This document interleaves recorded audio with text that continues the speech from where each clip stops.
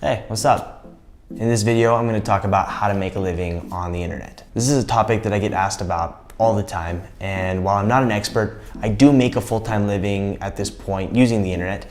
And so at the very least, I feel like I could talk about my own experiences. My idea here is to provide a fairly thorough beginner's guide on the different ways you could potentially make a living online. This is in no way exhaustive, and that's because this is a massive topic and the internet continues to grow and evolve every day. Making a living online has some major benefits, including, especially for me, the fact that I'm now location independent, which theoretically means I could travel or live wherever I want in the world. This has massive appeal for me personally, but it obviously depends on how much money you make. Also, depending on what path you take, it can mean you don't have to answer to anybody and you can do your own thing. Plus, I think that the internet is where everything's gonna happen in the future, so might as well get as savvy as possible, right? I knew the internet was going to play a big role in my career, but it's been kind of a bumpy process figuring things out for myself. I would have really appreciated somebody sitting down with me and just explaining things in a clean and concise way. I split things into 3 categories, so it's a little bit easier to understand. And I'm an open book, so I'm going to be sharing exactly how much money I'm making on AdSense on YouTube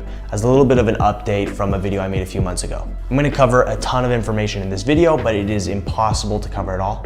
If I tried, I'd be here all day. In the description, you will find links to additional resources and the things that I mentioned in this video, and any further additions that I might come up with down the road if I missed anything. Some things to keep in mind. While more and more people are making now either a full or part-time income on the internet, it's still not a super typical path to take, and it's definitely still less straightforward than applying to a job and working in an office somewhere. It can be very stressful and also unclear how to navigate things. Plus, the internet is littered with all kinds of fake or clickbaity content that promises outlandish amounts of money for little to no effort. All I'm saying is don't believe everything you see. That has just not been my experience. You have to keep in mind that the internet does not work in a linear or straightforward way. I've spoken about this before. Things might not work out for a long time, and then they might explode to life. I mean, that's exactly what happened with my channel on YouTube. I truly believe that if you focus on creating something that is super high quality,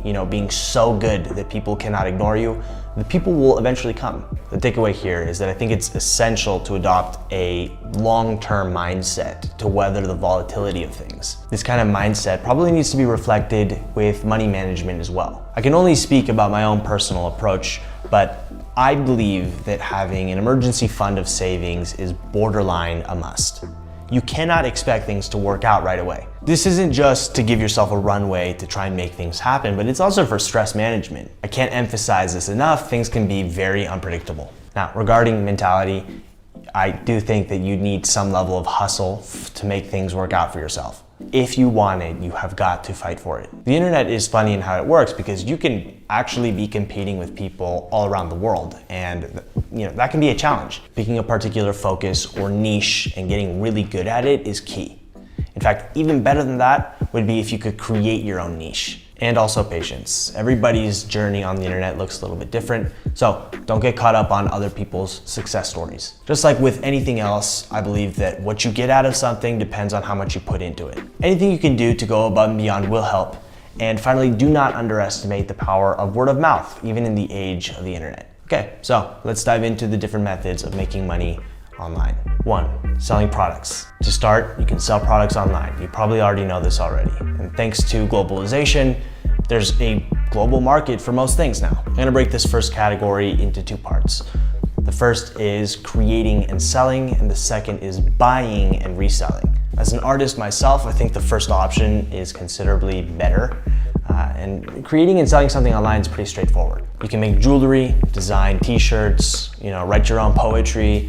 It can be anything. You can very easily create an online store on a website like Etsy, Shopify, or Squarespace, and there's loads of tutorials out there already, so I'm not gonna go into that. Of course, this requires a skill in some kind of craft, and you're gonna notice this as a pattern with regards to all the different ways to make money online. It's just better if you have something of value to offer the world. The good news is that it's never been easier to learn a craft online. Get creative. If you're a photographer, sell your presets or a zine. Do you have pretty handwriting? Sell posters or postcards. Reaching people seems to be one of the hardest parts of this whole process. Since social media is saturated at this point, it can be a real challenge, but it's definitely not impossible. The way I see things, you have two choices. You can either figure out a way to organically get discovered, or you can pay for marketing on social media platforms. I personally could never crack the code on Instagram, so I've never received any organic growth on there, but I've had considerably more luck on YouTube, and so that's where I place most of my focus now. My approach has always been to experiment. I don't have all the answers, unfortunately. I'm just a kid on the internet. I will say Seth Godin recently wrote a book called This Is Marketing, which is fabulous. It helped me develop my own mindset with regards to all of this, and I recommend it.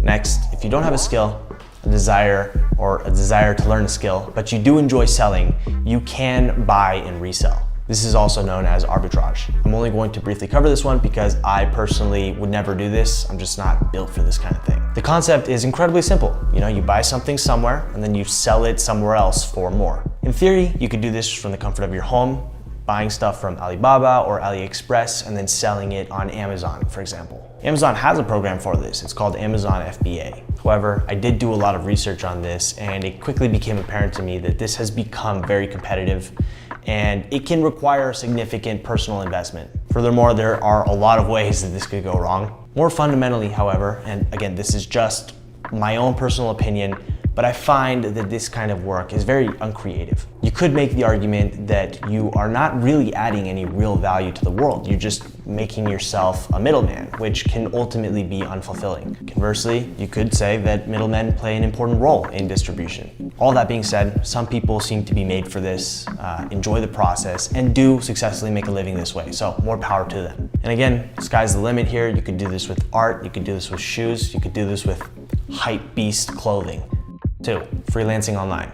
Next, we're going to talk about freelance work online, which in my experience can be very powerful, but again, there's a lot to keep in mind. As far as I see things, there are 4 ways that you could go about this. 1, you can provide a service on a website. This is arguably the most straightforward method. Once again, you do need a skill, but don't let that scare you. I mean, if you speak English, if you understand this video, that's a skill right there. You can do this very easily on websites like italki or Verbling. When I took the leap moving to Mexico earlier this year, I gave myself 6 months of runway to try and make things work.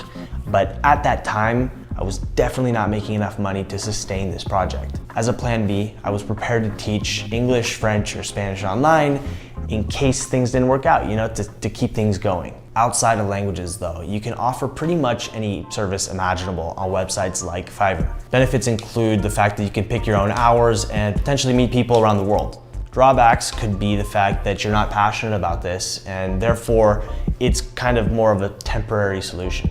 The more advanced version of this is that if you have any kind of following on any kind of social media, you could leverage it. For example, if you're a musician and you post your work online, people might reach out to you and commission you for work. If you're a designer or a cartoonist, same sort of thing. I mean, this kind of thing happens surprisingly often, given that you're accessing enough eyeballs. 2, finding freelance work on a freelance website. This next method is different from the previous one in that these websites have employers post tasks that they need somebody to do, and potential freelancers submit themselves for the opportunity to do that work. There are plenty of websites out there that do this kind of thing, including Upwork, Freelancer, and Guru. I can't recommend any of these because I never ended up using any of them, but I did do some research on this, and finding freelance work this way can be problematic, mainly because there are challenges connecting the right freelancer with the right job. Plus, there's a lot of competition, so it can be kind of demoralizing to be in this kind of environment. I'm not saying it's not possible. There are people out there that make a living this way, but I am suggesting caution since there are forums that have shared very mixed reviews about taking this route. Next, you can submit your resume directly to companies with job openings. This is very similar to kind of the traditional way of doing things, except for you're obviously looking for location-independent jobs. I see this as a particularly viable option for writers with companies like Huffington Post or Vice. I remember applying for a job to write descriptions for a company that managed like vacation homes. I didn't get it. This one's tough because it can feel like you're shooting your resume into the void. Again, patience and persistence and also potentially creativity in grabbing somebody's attention is the way to go. I recommend Indeed as a solid resource that goes way beyond just writing positions to all kinds of different jobs, many of which are freelance positions online. Finally, you can build physical relationships that end up becoming location independent. This is the most advanced with regards to the different methods that I covered on the topic of freelancing online, but I also believe that it's the best. I think doing things this way has the potential to offer the biggest rewards. I worked as an editor while I was living in Portland, mainly on documentary and commercial stuff. I made sure to make myself as valuable as I could by, doing my best work, being timely and communicative. Employers really value that kind of thing because, you would be shocked how flaky people can be. If you are valuable enough, people will hire you no matter where you are. And now with improving internet, the cloud, and better video calling services, a lot of the barriers that used to exist with regards to doing work remotely are gone. So I've had clients send me hard drives and, I do my thing. I edit from wherever it is that I am and submit my work that way. I no longer do this because I'm no longer taking on client work, but that is something that I did for a while. 3, create content online. Believe it or not, you can definitely still make a living creating content online in 2019. This is what I'm doing. This can come in the form of running a website or blog, a podcast, or something like a YouTube channel. People seem to make a lot of money also on Instagram, but I do not, so I'm not going to talk about it. Obviously, there's going to be differences that exist between these different methods, but there are general categories that apply to all of them. 1, ads. I make ad revenue thanks to you guys showing up and watching my videos here on YouTube. In March, I made $488.32 with ad revenue. In June, I made $3,466.01 on ad revenue. For the record, it's the same exact concept with a blog or a website where there are ads on the webpage. So what does this illustrate? It shows that ad revenue is super volatile and very unreliable. It really comes and goes. This is why I think it's so important to diversify and figure out other ways to make money, because if you're relied just on something like that, it can be very stressful and it can be very challenging to make things sustainable long term. 2, you can also sell merch. Every YouTuber and their mother has tried this, and there's a reason for that. It's because it usually works. There are now companies like Printful that allow you to do things on a per order basis, which means that you don't have to put in any of your own personal investment and can avoid a lot of the risk of doing this. Next, you have crowdfunding. That's exactly what Patreon is, something that I've promoted extensively on this channel.